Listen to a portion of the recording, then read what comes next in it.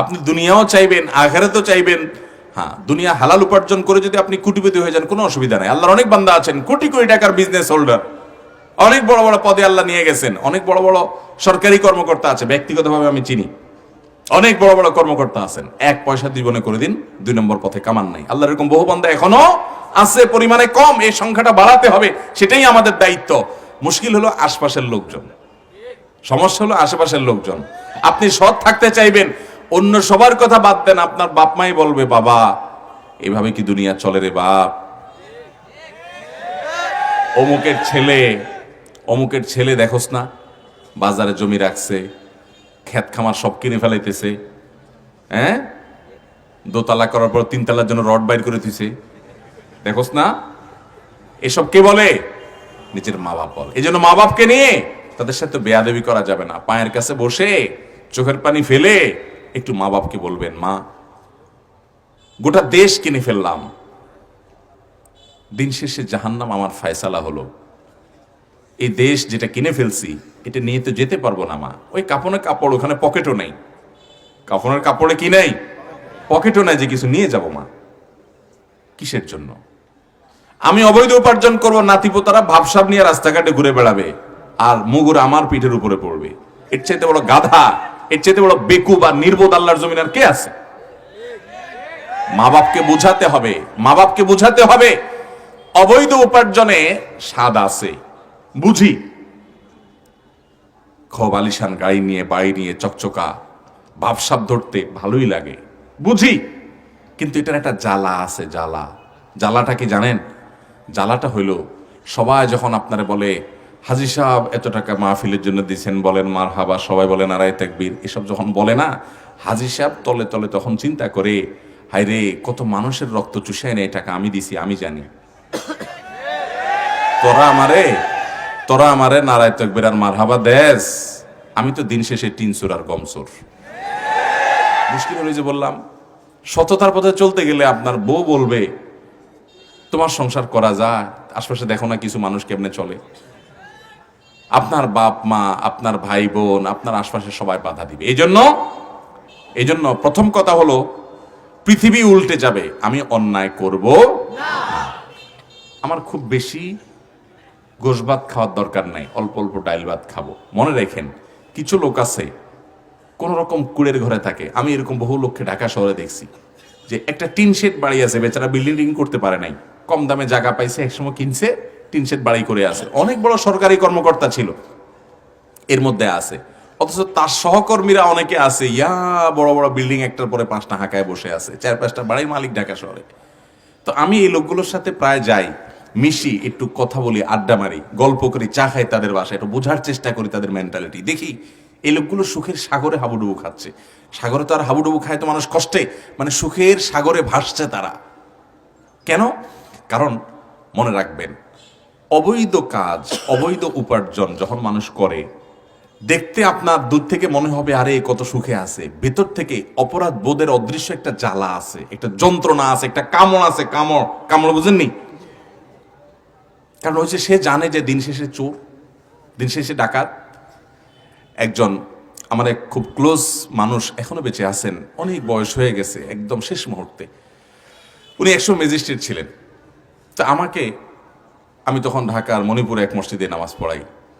আমাকে এসে বলে, হুজুর, আমার সাথে খুব ক্লোজ সম্পর্ক, বাসায় আসা যাওয়া করতেন, অনেক স্নেহ করতেন আমাকে বললেন, হুজুর দুঃখের কথা কি বলি, উনি প্রচুর জমি জমা ছিল ওনার, সব মাদ্রাসা দিয়ে দিচ্ছেন, পূর্বাঞ্চলে একটা জমি আমাকেও দিছে, বলে যে মাদ্রাসা করেন।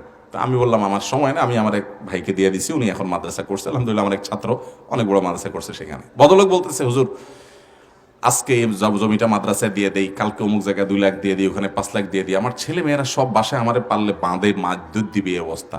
বলে যে দান সদকা সবাই করে, এটা কোন ধরনের দান সদকা? একসাথে পুরো গোট জায়গা ধরে দিয়ে দিচ্ছ, তুমি সব টাকা দিয়ে দিচ্ছ, কিছু দান করো, কিছু আমাদের জন্য রাখো, তুমি যেভাবে শুরু করছো তাতে কিছু রাখবা না, এটা কিরকম দান? পোলাপান সব আন্দোলন করে। তা আমি বললাম, পোলাপান তো ঠিক বলছে, খারাপ বলে নাই তো, আমার নবীজিও তো বলছেন যে পরিবারকে রিক্ত হস্ত রেখে যাবা না, পোলাপানের জন্য কিছু রেখে যাও, আপনারা সব দান করতে বলছে কে? আমাকে তখন হাজী সাহেব বলে বাবা রে, এই কথা বলার জন্যই তো আপনাকে আসছি। সেটা হলো, যেগুলা ছেলে মেয়ে বলতেছে ওদের জন্য রাখতে, এগুলো তো আমার না কিছু, সব তো চোরাই জিনিস। হাসির জিনিস না ভাই। তখন ভদ্রলোক বললেন যে ভাই, একটা সময়ের দৃশ্য আমার চোখের সামনে ভেসে উঠছে। উনি নিজে বলছেন আমাকে, একটা দৃশ্য আমার চোখের সামনে এখনো ভাসে। কি? যে কোনো একটা জেলার নাম বলছেন, আমি নাম বলবো না। বলেন যে অমুক জেলাতে আমি ম্যাজিস্ট্রেট ছিলাম, একটা মামলা আমার কাছে আসলো, একটা লোকের মানে ভয়ঙ্কর ক্ষতি করে দিতে পারি আমি, একদম তার বিরুদ্ধে অর্ডার দিয়ে দেবে, শেষ তার লাইফ।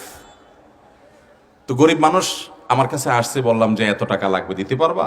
তাহলে রায় ঘুরে যাবে। তখন গরিব মানুষ বলে যে টাকা পয়সা দিতে পারবো না স্যার। বলে তোমার জমি জমা নাই? বলে আছে। বলে বিক্রি করে নিয়ে আসো। বলে যে লোকটা জমি জমা বিক্রি করে 10 টাকা জিনিস 5 টাকা বিক্রি করে তাড়াহুড়া করে টাকা নিয়ে আসছে। আসার পরে আমি রায় ঘুরে দিয়ে তারে বাঁচাই দিছি। অথচ সে এমনিই নিরপরাধ মানুষ ছিল, তারে ফাঁসানো হয়েছে। তো আমি তাকে এই রায় দিয়া ওই টাকার বান্ডেলগুলো নিয়ে আইসা এই জমিটা কিনছি, যে জমিটা এখন পোলাপান বলতেছে আমরা বাড়ি করব ওখানে। ওরা তো জানে না ওই টাকাটা আমি অন্যায়ভাবে ওই লোক থেকে আনছি। তখন আমার বুঝ আসে নাই, এখন আল্লাহর ভয় আসছে। ভাইয়ের আমার, এরকম শত শত মানুষের হিস্ট্রি আমার বুকে আছে। আমি জানি শয়তান আপনাদেরকে বলবে 2 নম্বর পথে কামাই করো, খবরদার সেদিকে পা বাড়াবেন। মনে রাখবেন, হারামে আরাম নাই, এটা মুখে আমরা বলি, কিন্তু এখন যদি আপনার সামনে কয়েক কোটি টাকা মেরে দেওয়ার একটা সুযোগ আসে, কেউ দেখবে না, কেউ দেখবে না, এবং ভয় নাই, ধরা পড়ার কোনো সম্ভাবনা নাই। মেরে দেওয়ার সুযোগ আছে কয়েক কোটি টাকা। আপনি মাহফিল থেকে যাওয়ার সময় পাইছেন বস্তাটা, আস্তে নিয়ে যাবেন, অন্ধকার, কোনো সিসি ক্যামেরা নাই, লাইট নাই, কিচ্ছু নাই, নিয়ে শুধু ঘরে ধুয়ে দিবেন, আস্তে আস্তে সাইজ করবেন। শয়তান আপনাকে বলবে আরে নিয়ে যা, নিয়ে যা, পরে মাপটাপ যাবি, কিছু মসজিদ মাদ্রাসা দিয়ে দিবি, কিছু দিয়ে দিলে হুজুররা এমনি মারহাবা দিবে, কালো টাকা সাদা হয়ে যাবে।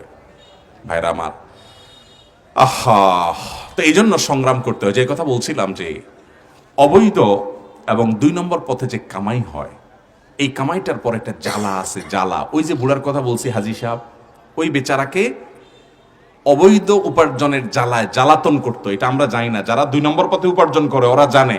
ওদেরকে দেখলে মনে অনেক সুখে, ভিতরে জাহান্নাম, ত্রাস। কারণ ও জানে দিন শেষে সে দুর্নীতিবাজ, সে খারাপ মানুষ, সে জানে এই টাকাগুলো আরেকজনের, মানুষের অন্যায়ভাবে উপার্জন করছে। এই জন্য মন ভরে সেটা ভোগ করতে পারে না। কিন্তু এর বিপরীতে একজন মানুষ গরিব, তিনি সৎ ছিলেন, এই জন্য বেশি পয়সা করতে পারেন নাই, ডাল ভাত খায় কিন্তু প্রচন্ড তৃপ্তি। কারণ তার মনের দিক থেকে এই সাপোর্ট আসে যে আলহামদুলিল্লাহ আমি কখনো 2 নম্বর পথে কামাই করি নাই, একটা বল থাকে। এই জন্য নবী সাল্লাল্লাহু আলাইহি ওয়াসাল্লাম বলেছেন, লাইসাল গিনা বিকাসরাতিল আরজ, অনেক সম্পদের মালিক হওয়ার নাম ধনী হওয়া নয়, ওয়ালাকিন্নাল গিনা গিনান নাফস, ধনী হওয়া হলো যার মনের দিক থেকে ধনী। মনের দিক থেকে ধনী মানে সে জানে তার মনে কোনো দুর্বলতা নাই, সুখী সে। ওই সম্পদের মালিক হওয়ার নাম সুখ হতে পারে না। অতএব সৎ পথে চলবো তো ইনশাআল্লাহ। দুর্নীতির বিরুদ্ধে আমরা সংগ্রাম করব, দুর্নীতি নিজেরাও করব না, কাউকে করতে দেব না।